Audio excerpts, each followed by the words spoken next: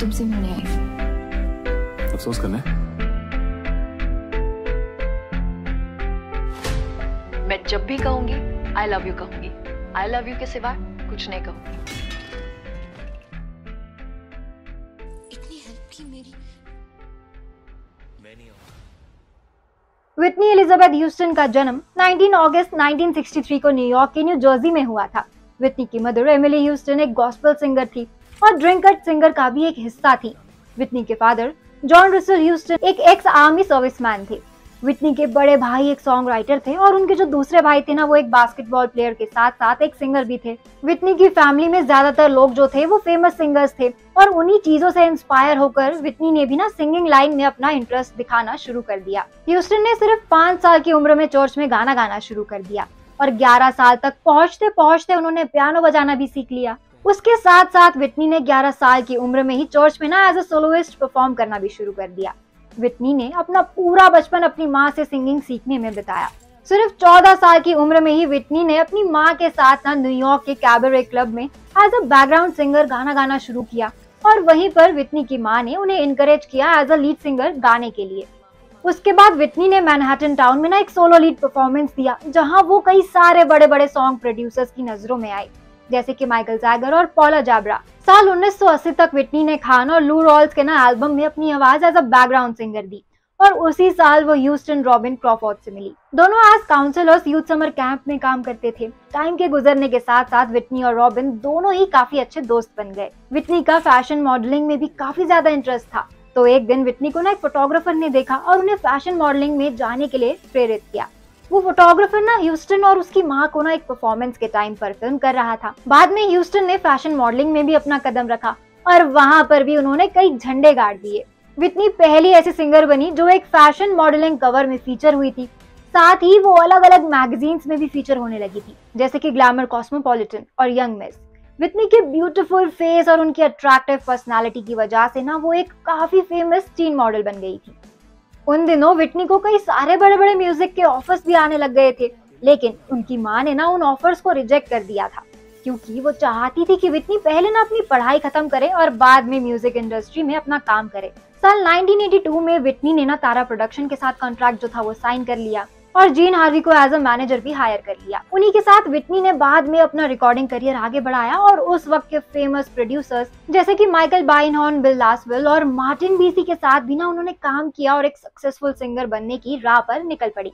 साल 1983 के फरवरी में जेरी ग्रिफिथ ने ना व्हिटनी को अपनी माँ के साथ परफॉर्म करते हुए देखा और उनकी परफॉर्मेंस से इम्प्रेस होकर ना व्हिटनी को वर्ल्ड वाइड रिकॉर्ड डील के लिए कन्विंस कर लिया। उसी साल व्हिटनी ने अपना डेब्यू नेशनल टेलीविजन पे किया था। लेबल्स नहीं चाहते थे कि व्हिटनी ना कोई भी दूसरा लेबल साइन कर ले, जिसकी वजह से व्हिटनी की सारी डिमांड्स को पूरा किया जाता था। व्हिटनी ने पहले डेविस के साथ द मर्व ग्रिफिन शो पर एक डुएट गाया। साल 1985 में व्हिटनी का करियर ना एक पूरा ही अलग मोड़ ले लेता है। व्हिटनी ह्यूस्टन के फरवरी 14 को रिलीज किए गए वैलेंटाइंस डे के बाद उन्हें अलग अलग निकनेम्स मिलने लगे थे।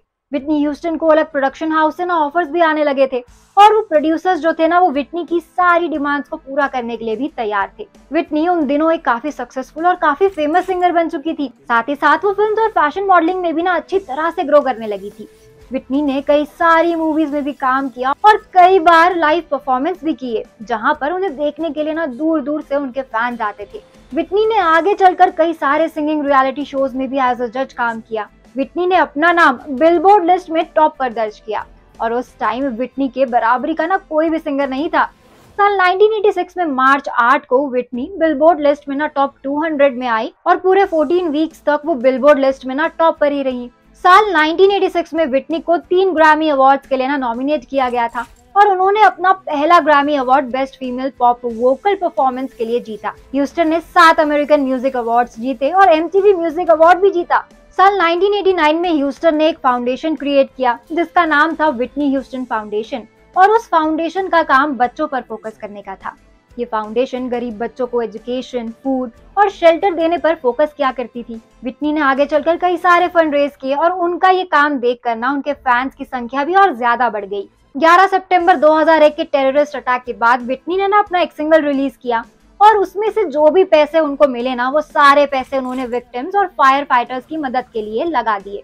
बाद में साल 1992 18 जुलाई को व्हिटनी ने ना बॉबी ब्राउन से शादी कर ली और उन्हें एक बेटी भी हुई। धीरे धीरे विटनी अपने करियर में ना आगे बढ़ती रही और उनके हस्बैंड, जो पहले से ही कई सारे ड्रग्स और कई सारे अलग अलग क्राइम्स की वजह से जेल जा चुके थे, वो विटनी के सक्सेस से ना जलने लगता है, जिसकी वजह से विटनी और उसके हस्बैंड के बीच दिन ब दिन झगड़े बढ़ते रहते हैं और उनकी जो छोटी सी बेटी है ना, उसको भी इस चीज से सफर करना पड़ता है।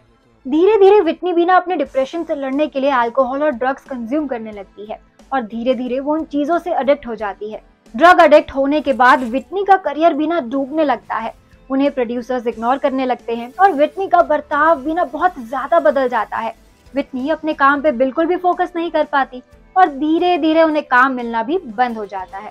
वो रात 11 फरवरी 2012 की थी जब विटनी ह्यूस्टन की डेड बॉडी एक होटल रूम के अंदर मिली, और वो भी ठीक ग्रैमी अवार्ड्स के बाद। उनकी मौत का रीजन हार्ट डिजीज और कोकेन का ज्यादा इस्तेमाल था। बाद में ये पता चला कि विटनी ने कई सारे अलग अलग तरह के ड्रग्स को और कोकेन को ना कंज्यूम किया था, जिसकी वजह से उनका हार्ट फेल हो गया और उनकी मौत हो गई। फिल्म आशिकी 3 में भी ऐसी ही सिंगर की स्टोरी पर बेस्ड एक ट्रैजिक स्टोरी दिखाई जा सकती है। तो कैसी लगी आपको आज की ये वीडियो और ये कहानी? Let us know in the comment section. आज के लिए बस इतना ही। अब मैं पूर्णिमा लेती हूँ आप सभी से इजाजत। ये वीडियो पसंद आया हो तो इसको लाइक और शेयर करें, साथ ही सब्सक्राइब करना ना भूलें बॉलीग्राज स्टूडियोज को।